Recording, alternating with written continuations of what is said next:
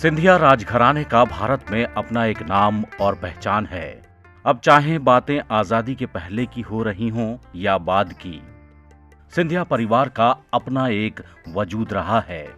आज भी देश की शीर्ष राजनीति में सिंधिया घराने के उत्तराधिकारी बैठे हुए हैं।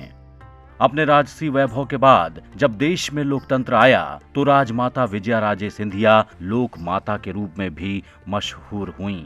माता जी के निधन के पश्चात राजमाता जी अपने पिताजी के पास में नहीं गई, जैसा मुझे जानकारी है। और उनका बालकाल शिक्षा सागर में ही जो कन्या महाविद्यालय या कन्या स्कूल है वहाँ पे हुआ, और यहीं पे टोटल उनका बालकाल युवा अवस्था यहीं पे हुआ।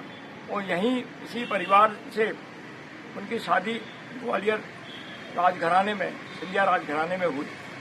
राजमाता विजयाराजे सिंधिया का जन्म 12 अक्टूबर 1919 को मध्य प्रदेश के सागर शहर में हुआ था। अपने ननिहाल में जन्मी राजमाता सिंधिया का बचपन का नाम लेखा देवेश्वरी देवी था। उन दिनों उनके पिता ब्रिटिश सरकार में डिप्टी कलेक्टर हुआ करते थे। बात है कि मेरे जो परदादा जी थे उनका नाम था प्रिंस खड़ग शमशेर जंग बहादुर राणा। वो नेपाल से सागर में आकर के बसे। उनके साथ में उनके 3 पुत्र और 5 पुत्रियां सागर आई। क्योंकि हमारा राणा हमारा नेपाल का उपनाम या हम जिसको टाइटल कहें वो है। अदरवाइज हम लोग सिसोदिया राजपूतों में से आते हैं और हमारे यहाँ पे शादियां राजपूतों में होती हैं। देवेश्वरी बहुत खूबसूरत थीं। ग्वालियर राजघराने के महाराज जीवाजी राव सिंधिया ने 1942 में जब उन्हें मुंबई के ताज होटल में पहली बार देखा तो पहली ही नजर में उनको पसंद कर शादी का फैसला लिया। जीवाजी राव और देवेश्वरी देवी की शादी को लेकर काफी विरोध हुआ, लेकिन जीवाजी राव ने सभी विरोधियों को ताक पर रखकर देवेश्वरी देवी से शादी की और विजयाराजे सिंधिया नाम दिया। यहीं से लेखा देवेश्वरी देवी का सफर विजयाराजे सिंधिया के रूप में शुरू हुआ। ये सफर राजमाता से लोक माता तक गया। राजतंत्र में उन्हें राजमाता का दर्जा हासिल हुआ। इनका जन्म 12 अक्टूबर 1919 को सागर के नेपाल हाउस या नेपाल पैलेस के नाम से भी जाना जाता है, वहां पर हुआ था।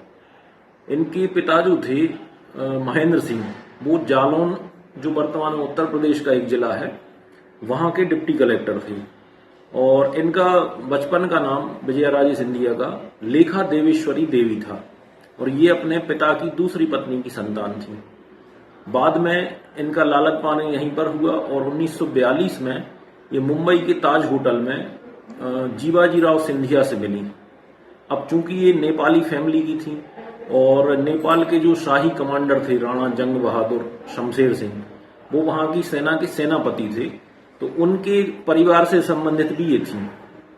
तो जब मराठा थे जीवाजी राव सिंधिया और ये थी नेपाली पृष्ठभूमि की, तो उसका विरोध भी हुआ, लेकिन जीवाजी राव सिंधिया को ये पहली नजर में ही पसंद आ गई थी। तो उन लोगों ने विवाह कर लिया और बाद में इन्होंने अपने व्यवहार से और सेवा भाव से पूरे मराठा परिवार और पूरे मराठा वंश का दिल जीत लिया।